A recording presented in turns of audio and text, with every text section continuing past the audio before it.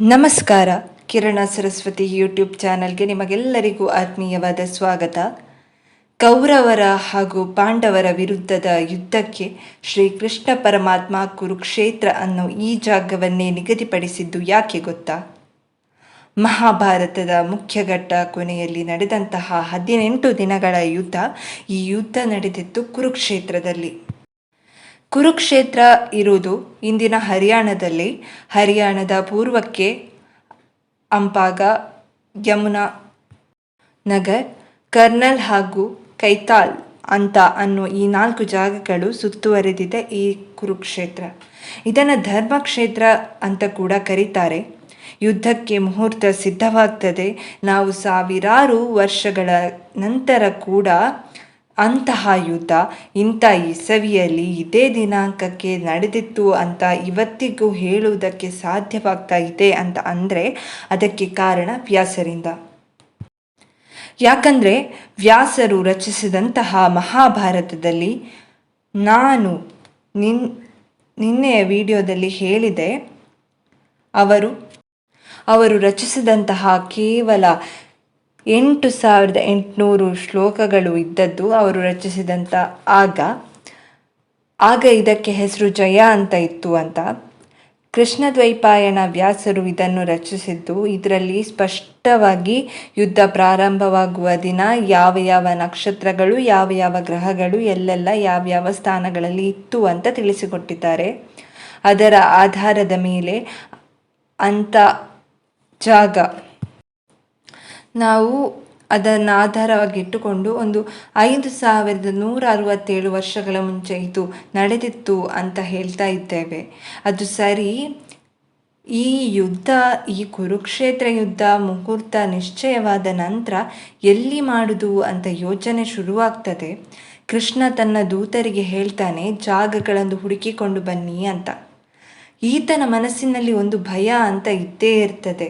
ಎಷ್ಟೇ ಆದರೂ ಕೌರವರು ಪಾಂಡವರು ಅಣ್ಣ ತಮ್ಮಂದಿರು, ಒಬ್ಬರನ್ನೊಬ್ಬರು ಹೊಡೆದಾಡ್ತಾ ಯುದ್ಧ ಭೂಮಿಯಲ್ಲಿ ಆ ಮಾರಣ ಹೋಮ ನಡೆಯುವ ಸಮಯದಲ್ಲಿ ಅವರು ಮನಸ್ಸು ಬದಲಾಯಿಸುವಂತಹ ಸಾಧ್ಯತೆ ಹೆಚ್ಚೇ ಇರ್ತದಲ್ವಾ? ಯಾಕೆ ಬೇಕು ಈ ಯುದ್ಧ ಅನ್ನೋ ಭಾವನೆ ಅವರ ಮನಸ್ಸಿನಲ್ಲಿ ಬಂದರೆ ಯುದ್ಧ ನಿಂತು ಹೋಗ್ತದೆ. ಆದರೆ ಕೃಷ್ಣನ ಆಸೆ ಏನಾಗಿರ್ತದೆ? ಅಧರ್ಮವನ್ನು ಕಿತ್ತು ಹಾಕಿ ಧರ್ಮದ ಸ್ಥಾಪನೆ ಮಾಡಬೇಕು. ಅದಾಗಬೇಕು ಅಂತ ಅಂದರೆ ಯುದ್ಧ ನಡೀಲೇಬೇಕು. ಹಾಗಾಗಿ ಎಂತಹ ಜಾಗದಲ್ಲಿ ಯುದ್ಧ ಮಾಡಬೇಕು ಅಂತ ಅಂದರೆ ಯಾವುದೇ ಕಾರಣಕ್ಕೂ ಈ ಅಣ್ಣ ತಮ್ಮಂದಿರ ಮನಸ್ಸಿನಲ್ಲಿ ಆ ಪ್ರೀತಿ ಮೂಡಬಾರದು. ಒಬ್ಬರನ್ನೊಬ್ಬರು ಹೊಡೆದಾಡಿಕೊಂಡಾಗಲೂ ಒಬ್ಬರು ಮತ್ತೊಬ್ಬರಿಗೆ ಅಯ್ಯೋ ಪಾಪ ಅನ್ನದೇ ಯುದ್ಧ ನಡೀತಿರಬೇಕು. ಅಂತಹ ಜಾಗದ ಹುಡುಕಾಟದಲ್ಲಿ ಕೃಷ್ಣ ಇರ್ತಾನೆ. ಸರಿ, ದೂತರು ಒಬ್ಬೊಬ್ಬರಾಗಿ ಬಂದು ತಾವು ನೋಡಿದಂತಹ ಜಾಗಗಳಲ್ಲಿ ಏನೇನೆಲ್ಲ ನಡೀತಾ ಇತ್ತು ಅನ್ನೋದನ್ನು ತಿಳಿಸ್ತಾರೆ. ಹೀಗೆ ಒಬ್ಬ ದೂತ ಬರ್ತಾನೆ, ಬಂದು ಹೇಳ್ತಾನೆ, ಕುರುಕ್ಷೇತ್ರ ಅನ್ನುವಂತಹ ಒಂದು ಜಾಗ ನಾನು ಈಗಷ್ಟೇ ನೋಡಿಕೊಂಡು ಬಂದೆ ಮಹಾಸ್ವಾಮಿ. ಅಲ್ಲಿ ಅಣ್ಣನೊಬ್ಬ ತಮ್ಮನ ಜೊತೆ ಜಗಳ ಆಡ್ತಾ ಇದ್ದ.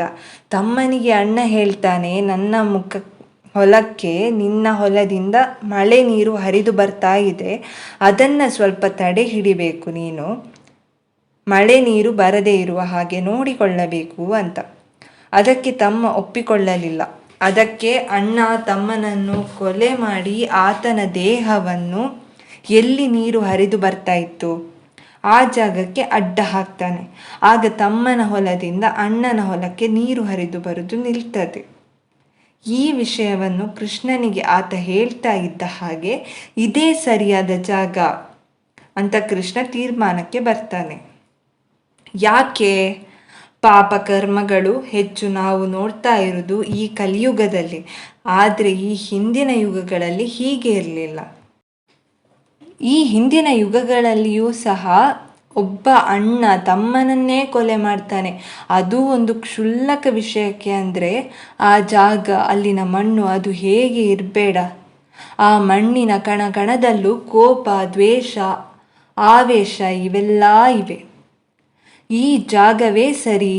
ಯಾವ ಮಣ್ಣಲ್ಲಿ ಈ ಅಂಶ ಇದೆಯೋ ಆ ಅಂಶ ಯುದ್ಧ ಮಾಡೋರಿಗೂ ಆ ಜಾಗದಲ್ಲಿ ಇರುವವರಿಗೂ ಹರಡುತ್ತದೆ.